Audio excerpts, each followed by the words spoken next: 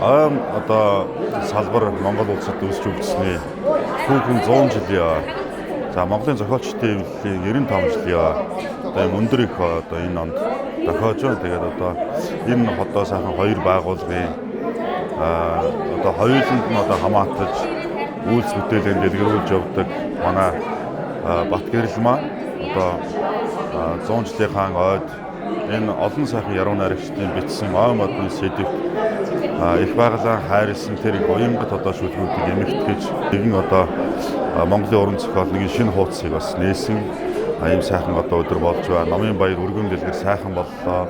За намын баяр олон сайхан одоо манай оюун салбарын эрдэмтэд судлаачид өргөнөөр ирж манай яруу найрагчид бас ирж одоо намд багтсан шүлэг бүтээлэнд дуудсан ийм нэг сайхан өдөр болж байна. Ер нь бол одоо мод хүний нас хоёр одоо ямар үлээ.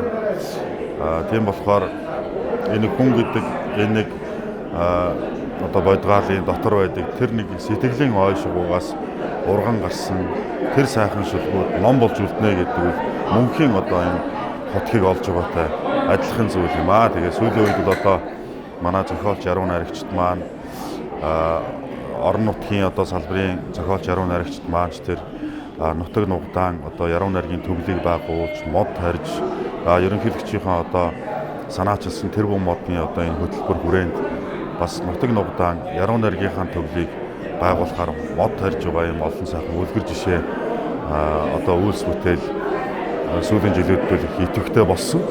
За бид ер нь бол их байгалийнхаа тухай бичиж их байгалаа хайрлаж явах яхаарахгүй юм үүрэгтэй улсаа. Тэгээд энэ үүргийнхаа эзэн байж ирсэн ойн салбарынхаа хамт олонд одоо 100 жилийн мэндийг хүргэе. Бат гэрэлтэй энэ сайхан номыг эмэгтгэж гаргах санааг олж тэр санаагаа сайхан биежүүлж өнөөдөр алгандаанд тосож энэ олон сайхан төмнийг цоглуулж ингээд номын баяр өргөн дэлгэрээсэн найстаа уран бүтээлийн өндөр амжилттай хүсье. Баярлалаа.